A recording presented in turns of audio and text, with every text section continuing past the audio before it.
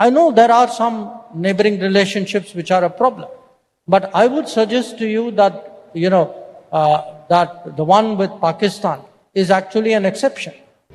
India के external affairs minister doctor Jaishankar ने कहा है कि चाइना और इंडिया के बीच तो काफी कॉमन थिंग्स हैं, लेकिन पाकिस्तान के साथ ऐसा कुछ नहीं। External Affairs Minister Jaishankar has now said that we would certainly like a relation with China to be better than what it is today. आप इस चीज से एग्री करते हैं कि इंडिया इज अ ब्रांड? इस वक्त पूरी दुनिया इंडिया को फॉलो करने पर मजबूर हो चुकी है। ऑनेस्टली बताऊं, ये इसी तरह ही है। रशिया के तल्लुकात इंडिया से बेहतर हो रहे हैं, चाइना की इवेंचुअली बेहतर हो जाने हैं, क्योंकि चाइना इस वक्त सबसे बड़ी आउटसोर्सिंग मार्केट है, पूरी दुनिया में जा रहा है ट्रेड। डॉक्टर जयशंकर की तरफ से एक मर्तबा फिर पाकिस्तान के हवाले से कुछ ऐसी बातचीत की गई जिसमें यहाँ तक कह दिया गया कि इंडिया और चाइना की जो सिविलाइजेशंस हैं, जो कल्चर है, उसमें तो फिर भी आप ऐसी चीजें ढूंढ सकते हैं जो दोनों कल्चर्स के बीच कॉमन हो, लेकिन पाकिस्तान का जो मामला है, जो मसला है, उसमें उन्होंने फिर दहशतगर्दी की बात की और पाकिस्तान से जो है वो ताल्लुकात क्यों कायम नहीं हो सकते उसके ऊपर भी बात की है। पाकिस्तान का क्यों रिकॉर्ड नहीं है? हम क्यों रिकॉर्ड नहीं रखना चाहते? हम चोर हैं, हम डाकू हैं, हम क्या हैं? हमें भी चाहिए कि इस तरह के मामलात को बंद करना देने चाहिए, क्योंकि पाकिस्तान जो है मेन लगा हुआ है सिर्फ अपनी फौज को ताकत मजबूत करने के लिए, सिर्फ इंडिया की खातर, बाकी किसी चीज के लिए इस्तेमाल नहीं करे। तो ये सरासर गलत बात है, तो ऐसा नहीं करनी चाहिए। कि दुनिया का कोई भी कंट्री, खासतौर पर जब नेबरिंग कंट्रीज की बात की जाती है, तो इंडिया के जो नेबरिंग कंट्रीज हैं वो सब के सब इंडिया के साथ उनके बड़े अच्छे रिलेशंस हैं और वो थैंकफुल टू इंडिया हैं, सिवाय पाकिस्तान के। पाकिस्तान थैंकफुल टू इंडिया नहीं। दोस्तों, जयशंकर साहब का जो है बयान सुन करके पाकिस्तानियों का दिल बैठ गया है, क्योंकि जयशंकर साहब से पूछा गया कि आप अपने नेबर कंट्री को किस तरह से देखते हैं, तो उन्होंने सीधा जवाब दिया कि चाइना और भारत दोनों के कल्चर एक जैसे हो सकते हैं, लेकिन पाकिस्तान का कल्चर कभी भारत के साथ नहीं हो सकता है, क्योंकि उनका रहन सहन सेम है, बोलचाल भाषा भी सेम है, लेकिन उनके कल्चर में और उनके सोच में ज़मीन आसमान का बिल्कुल अंतर दिख रहा है। उस उन्होंने साफ साफ कहा। पाकिस्तानी बहुत सारे मिलते हैं जिसमें बोलते हैं कि भारत एक हम लोगों के साथ न आज़ाद हुआ था, भारत और पाकिस्तान एक साथ आज़ाद हुआ था।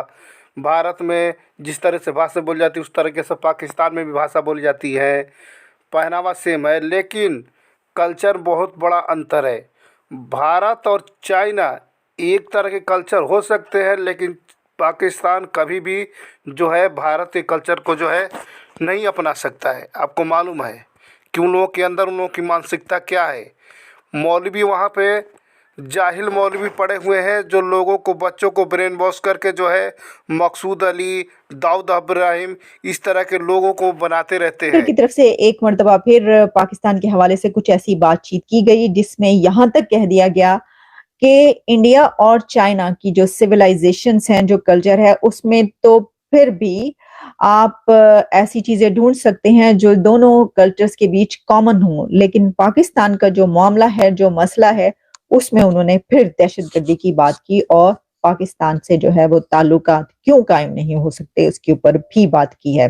तो ऐसा करती हूँ कि मैं पहले उनसे सवाल किया गया था, असल में उनसे सवाल किया गया था कि जनाब ये जो नेबरिंग कंट्रीज हैं इनके साथ ताल्लुकात जो है उसमें क्यों नहीं अच्छे कर लेते या सही कर लेते, तो उन्होंने उसमें ये बताया कि दुनिया का कोई भी कंट्री, खासतौर पर जब नेबरिंग कंट्रीज की बात की जाती है, तो इंडिया के जो नेबरिंग कंट्रीज हैं वो सब के सब इंडिया के साथ उनके बड़े अच्छे रिलेशंस हैं और वो थैंकफुल टू इंडिया हैं, सिवाय पाकिस्तान के।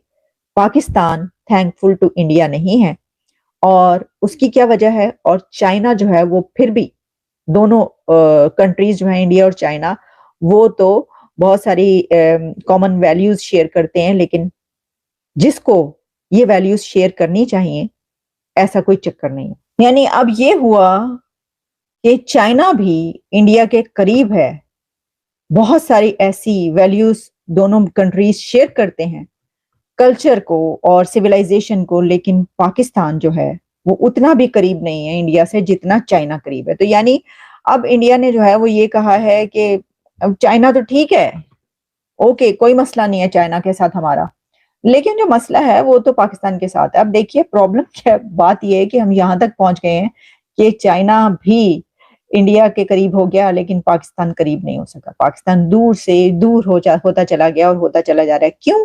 क्योंकि हमने देखिए, एक बात इसके अंदर जो कही, मैं तो उसको 16 आने सच कहूंगी, और उस पे मैं सेकंड करूंगी डॉक्टर जयशंकर की इस बात पर, जिसमें उन्होंने कहा कि जो झगड़े होते हैं, जो प्रॉब्लम्स होते हैं, वो बैठ के एक दूसरे के साथ हल करने वाले होते हैं। उसको पे जो है डिस्कस हो सकता है और आप सॉर्ट आउट कर सकते हैं। जैसे कि हमने देखा कि इंडिया और चाइना की ट्रेड बहुत बड़ी है, और भी बहुत सारे ऐसे मसाइल हुए। चाइना तो बल्कि नीचे झुककर ये अमेरिका को और इंडिया को दोनों को कहता रहा कि हम ट्रेड करना चाहते हैं, ट्रेड हमारी बननी होनी चाहिए, और आप गलत समझ रहे हैं। जैसा चाइना ने अमेरिका को, अभी जब प्रेसिडेंट शी उधर उनकी मुलाकात हुई थी प्रेसिडेंट बाइडेन से, तो उन्होंने कहा कि आप क्यों समझते हैं कि हम आपकी जगह लेना चाहते हैं? हम नहीं लेना चाहते आपकी जगह। तो क्या लगता है कि क्या चाइना के अंदर भी मुसलमानों को उनके हकूक दिए जाते हैं? हम इंडिया की बात करते हैं, क्या चाइना के बारे में भी थोड़ी बात कर लेनी चाहिए? क्या वहाँ पर मुसलमान सेव हैं जिस तरह से होना चाहिए? नहीं, चाइना के बारे में ज़्यादा इल्म नहीं है, कभी सुना नहीं है। वहाँ पर मुसलमान रहते भी हैं। अच्छा, तो हाँ, यही तो हमारे मसाइल हैं। हमें जिधर का पता होना चाहिए उधर का पता नहीं है। इंडिया के बारे में इतने हमारे दिमाग के अंदर हमें पढ़ाया ऐसी चीज़ें गई हैं, हमें बताया ऐसे जाता कि हमें इंडिया के अलावा दूसरी दुनिया में कुछ नज़र ही नहीं आता। बर्मा के अंदर भी हो रहा, इजराइल के अंदर भी हो रहा, बहुत सारे मुल्कों के अंदर हो रहा, लेकिन हम सिर्फ इंडिया की बात करते हैं। अभी मैं आपको छोटी सी एक वीडियो दिखाऊँगा। ये वीडियो देखिएगा, ये चाइना की एक होटल है, उसके अंदर क्या किया गया है आप ज़रा इस पर मुलाहिज़ा फरमाएं ज़रा।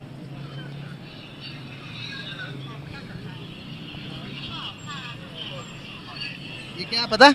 बिल्कुल लाज़िम। ये फर्श है, ये देखो उनके पाँव। कलमा वगैरह लिखा हुआ है और अल्लाह के मतलब नाम वगैरह लिखे हुए हैं। ये तो कुरान मजीद की आयतें वगैरह लिखी हुई हैं। ये तो सरासर गलत बात है।